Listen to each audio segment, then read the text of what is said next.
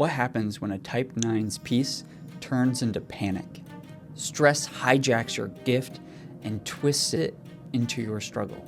In this video, I'll show you the 4 ways this happens, and more importantly, how God's peace will bring you back.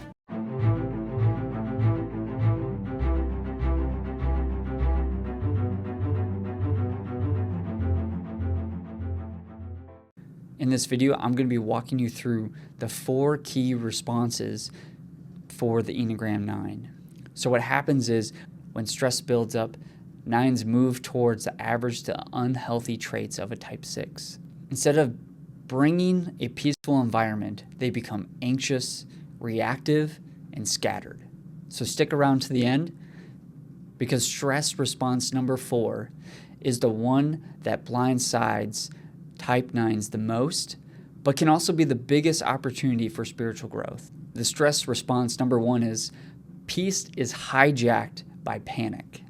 And what this is going to feel like in this moment is instead of being calm and steady, their mind starts to feel like it's being on overdrive. Worry takes over, and suddenly every possibility looks like it's a worst case scenario. The peace you normally bring gets swallowed up by panic and pressure, leaving you distracted and unsettled. And this is going to look like, if you ever remember being woken up in the middle of the night at 2 a.m. and you remember all those 10 things that you forgot to do and you're like, oh no, I got to quickly go do them.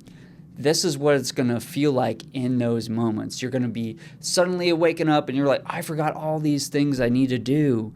And it's going to be a rush of anxiety in that moment. And this is where stress is going to convince type 9s that peace is slipping away. Your mind tries to prepare for every possible threat, and Scripture reminds us that peace isn't something you keep by controlling your environments. Peace is a gift Jesus can give you even in the chaos. So one scripture I want you to remember when you're stressing out, when you feel like you're here, is the Philippians chapter 4, 6 through 7. It says, "Do not be anxious about anything, but in every situation, by prayer and petition, with thanksgiving, present your requests to God.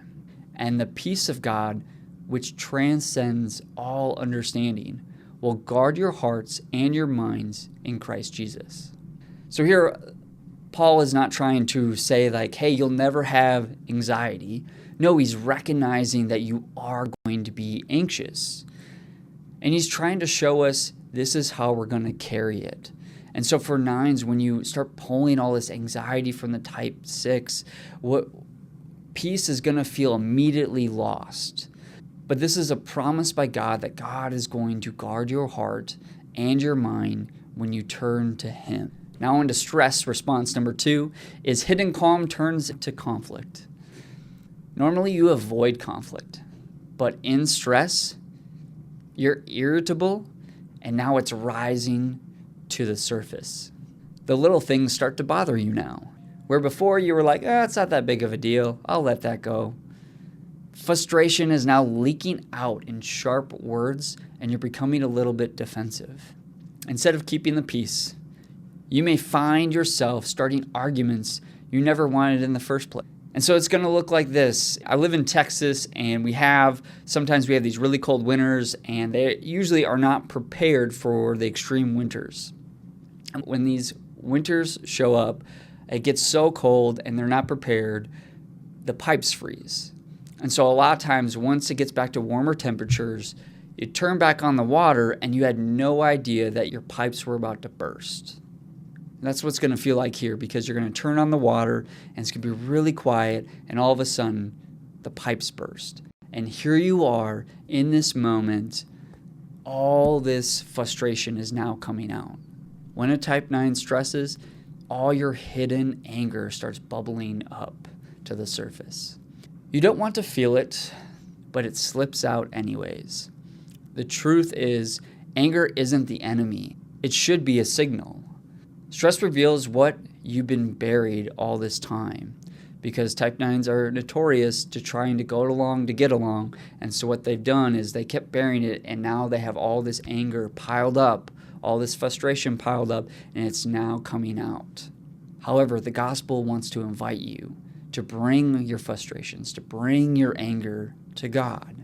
And when you are here, when you have all this bubbling up, remind yourself of Ephesians chapter 4, verses 26. It says, "In your anger, do not sin. Do not let the sun go down while you are still angry."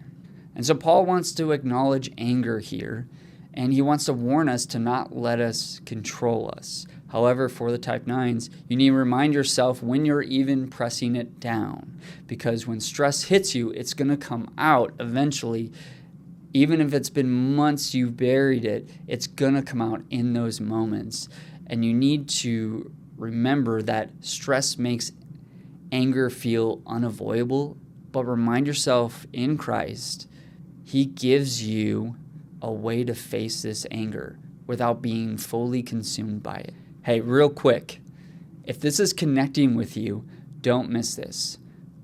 Grab your free guide, How Understanding Your 4 Core Motivations Helps You Fulfill Your Purpose. It will help you uncover what drives you, and it helps you aligns you to God's calling. The link is in the description. Download it today and start walking a purpose God has designed you for. Stress response number 3. This is where avoidance backfires on you, and now you're going into overdrive. It's going to feel like tasks you've been putting off for too long are now suddenly urgent. You're now scrambling to catch up. You're going from disengagement from frantic overdrive. Think of it like this. You were driving a car, it was easy going, you were going on cruise, and now you're realizing you have to catch up, and you're hitting the gas, and you're going faster than the speed limit. It's also going to feel like you're drowning with responsibilities, just trying to stay above water as best as possible. You're racing to prove you didn't drop the ball. And I don't know if this is going to relate to you, but it's kind of like cramming for a final exam when you should have been studying the whole semester when you really haven't been studying and you've been skipping class, and now all of a sudden, I got to cram as much stuff as I can all throughout the night in hopes of passing the class. Those are signs that you know you are here. And so this shift in mindset, you're going from avoidance to overdrive, is a false solution, because it's going to feel like I'm being productive, but it's actually panic in disguise. Because God calls us not frantically fixing everything. He calls us to rest in Him while doing the next right thing. So when you're feeling frantic, when you're in this overdrive, remind yourself of this verse. It's Matthew chapter 11, verses 28. It says, "Come to me, all you who are weary and burdened, and I will give you rest." Jesus doesn't want to ask you to hustle harder while you're under stress. He's trying to remind you you can come to Him. And for my type 9s, the cure for frantic busyness is surrender, not merely doing more to try to catch up. Lastly, stress response number 4. Your rest is now lost in reactivity. So how this is going to feel like, instead of being steady and restful that everyone knows you are, you become more defensive and reactive. You lash out, you shut down, you overreact because stress makes you feel cornered. You no longer respond thoughtfully or even patiently.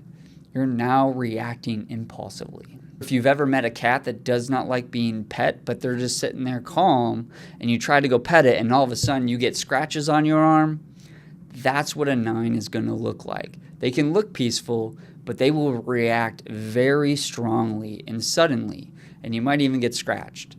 So reactivity is a sign that stress is running the show now. God doesn't call us to react out of fear. He invites us to respond with faith. Jesus Himself remained calm under pressure, and we can follow in His footsteps if we just rest in Him. And so when you're becoming reactive with people, remind yourself of this Bible verse. So you have Mark chapter 4, verses 37 through 40. "But soon a fierce storm came up. High waves were breaking into the boat, and it began to fill with water. Jesus was sleeping at the back of the boat with his head on the cushion.